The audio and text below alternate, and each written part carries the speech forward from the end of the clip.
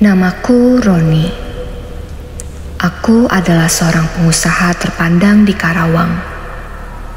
Cerita ini menjadi pengalaman paling seram yang pernah aku alami. Apa kamu pernah mendengar cerita tentang jelmaan Jajaden? Ini adalah cerita nyata yang aku alami tentang sosok jelmaan Jajaden. Selamat mendengarkan ceritaku di cerita Jumat Kliwon.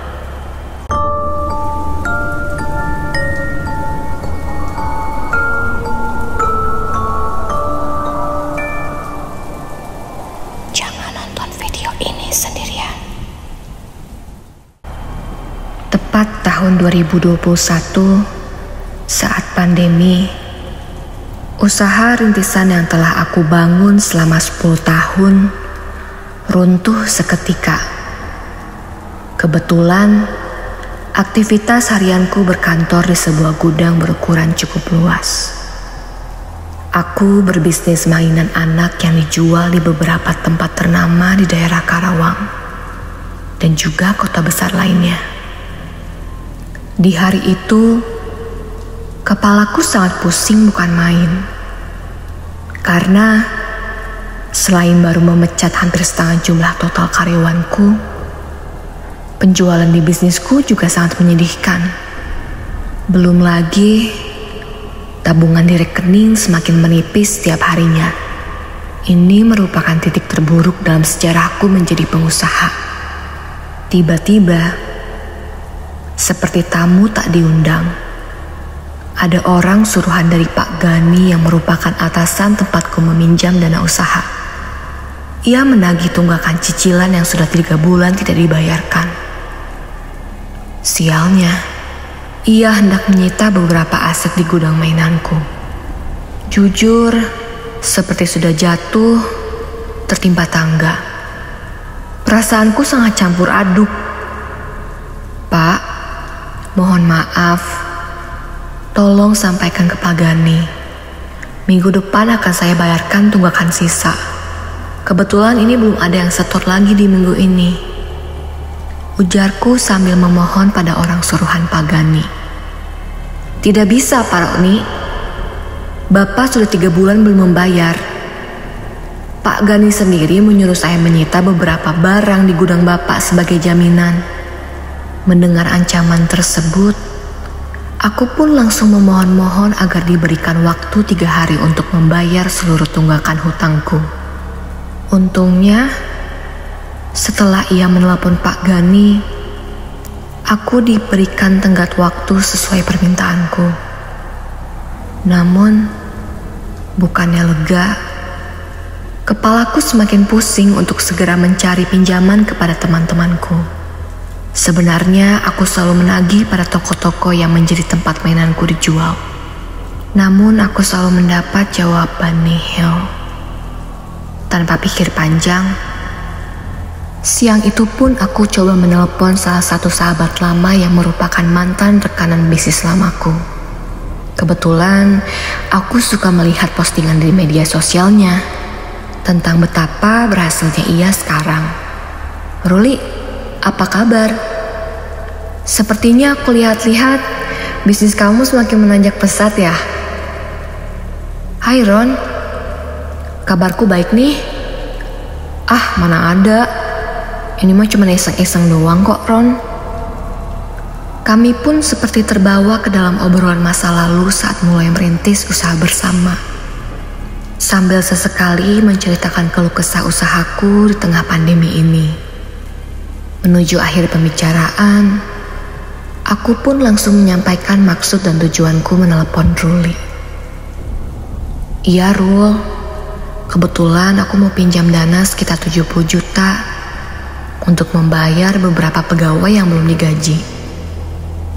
Kasian, mereka punya anak dan istri. Ucapanku sedikit bergetar saat menelepon Ruli. Karena aku menggunakan alasan bohong untuk membayar hutangku kepada Pak Gani. Ah Ron, kamu tuh kayak ke siapa aja. Sudah, nanti malam main ke rumahku ya. Aku akan kasih uangnya sambil aku kasih tahu cara instan dapat uang di zaman sekarang. Sambil tertawa, Ruli pun menutup teleponnya.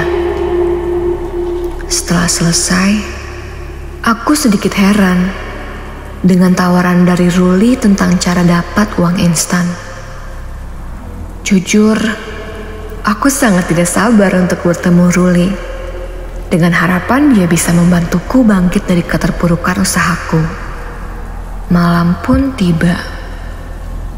Aku langsung menyambangi rumah Ruli yang jaraknya cukup jauh dari kantorku. Kebetulan juga aku masih ingat di mana lokasi rumah Ruli, karena ia sempat menyampaikan di telepon kalau dia belum pindah. Walau jauh, tapi apa mau dikata, aku sangat membutuhkan bantuan Ruli saat itu. Tak lama setelah sampai, aku pun langsung menelpon Ruli untuk mengabarinya. Sambil menunggu ia menghampiriku, aku melihat bangunan rumah Ruli sekarang terlihat cukup seram. Cat rumahnya berwarna hitam dan lampunya juga sangat remang, seperti rumah kosong dan tak berpenghuni. Tapi hal ini tidak membuatku curiga sama sekali pada teman baikku. Ruli pun tiba-tiba menghampiriku dengan baju berwarna putih dan aroma tubuhnya seperti wangian kembang. Tak lama basa-basi di depan rumah, Ruli langsung menyuruhku masuk ke rumahnya. Sambil sesekali, aku melihat sekitar rumahnya yang sangat besar. "Ron, tunggu duduk di sini dulu ya. Nanti saya bawakan kopi dan cemilan. Sambil nanti aku kenalin guru spiritualku." "Wah, hebat kamu, Rul. Sudah kaya raya, rajin pula beribadah, sampai-sampai punya guru spiritual." Tak lama berselang, Ruli datang membawakanku satu nampan berisi beberapa cemilan dan 3 gelas kopi hitam. Nampaknya Ruli menggambarkan obrolan kami malam ini akan sangat panjang. Agak jauh di belakang Ruli, nampak seseorang yang berbadan cukup tinggi, namun bertubuh bongkok. Sepertinya ia sudah berusia tua. "Rul, itu guru spiritual kamu. Kenapa duduknya jauh-jauhan?" "Nah, kamu kan butuh pinjaman. Nanti kita sama-sama minta bantuan ke beliau ya." Mendengar hal tersebut, membuatku benar-benar heran dengan Ruli. Tapi keherananku sirna begitu saja, mengingat tenggat waktu pembayaran tunggakan hutangku pada Pak Gani. Di tengah obrolan, Ruli pun bertanya kepadaku tentang beberapa mantan pegawai di usaha mainan yang aku miliki. "Ron, kamu punya pegawai masih gadis nggak? Kebetulan guruku sedang nyari juga." "Untuk jadi pegawai di sini atau untuk jadi istri kedua nih, Ro?"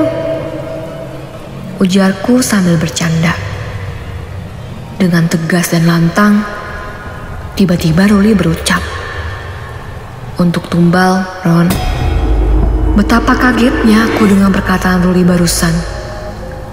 Aku pun berpikir Ruli hanya bercanda. Tak lama, sosok guru spiritual itu tiba-tiba mendekati kami. Dan ia hanya memandangku dengan sangat tajam.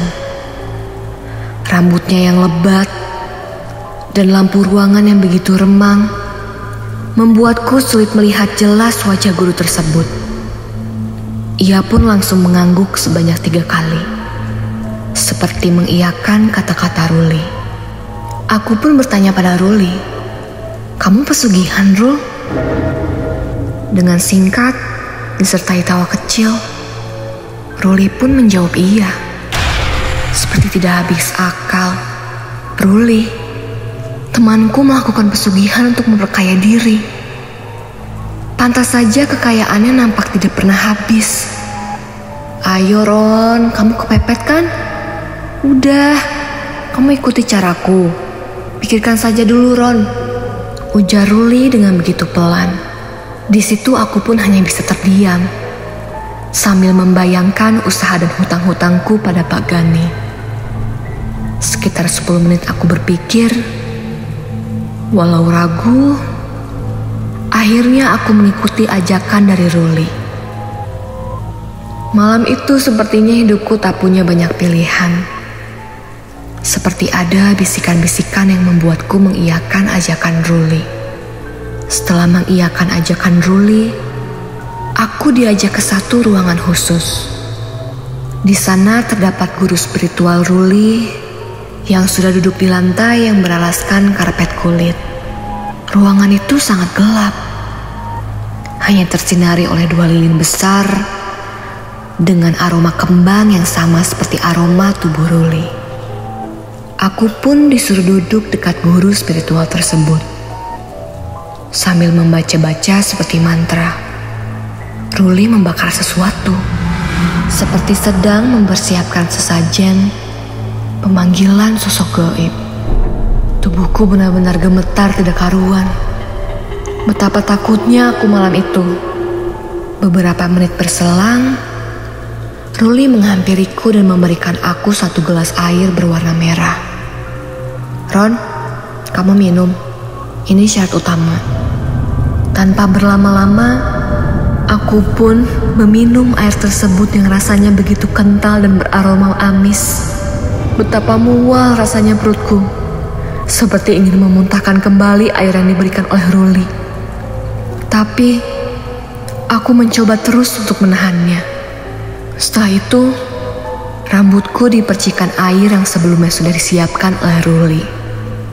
Air dari cawan kecil yang berisikan beberapa bunga dengan warna yang variatif. Benar-benar, selama ritual ini, mulutku dibuat diam dengan apa yang Ruli lakukan kepadaku. Ritual pun terlihat telah selesai. Aku diantarkan kembali oleh Ruli ke depan ruang tamu. "Ron, ini uang yang kamu butuhkan. Pakai saja dulu," ucap Ruli. Terima kasih, Rul. "Nanti segera aku kembalikan ya," ujarku sambil menjabat tangan Ruli. Namun, Ruli hanya menggelengkan kepala dan berucap, "Tidak usah diganti, Ron. Besok kamu kesini, bawa pegawai kamu yang masih gadis ya, supaya uang tadi jadi berlipat ganda." Mendengar kalimat barusan, aku pun bertanya pada Ruli, "Memang mau diapakan gadis itu, Rul?" Jujur aku sangat penasaran. Kita jadikan tumbal ke beliau, dan kita ambil darahnya untuk diminum seperti barusan. Mendengar ucapan tersebut, betapa kagetnya aku mendengar minuman yang barusan aku minum adalah darah orang lain. "Rol, itu guru spiritual kamu juga minum?" "Iyalah, Ron. Tapi sebenarnya itu bukan guru spiritualku, tapi Jajaden."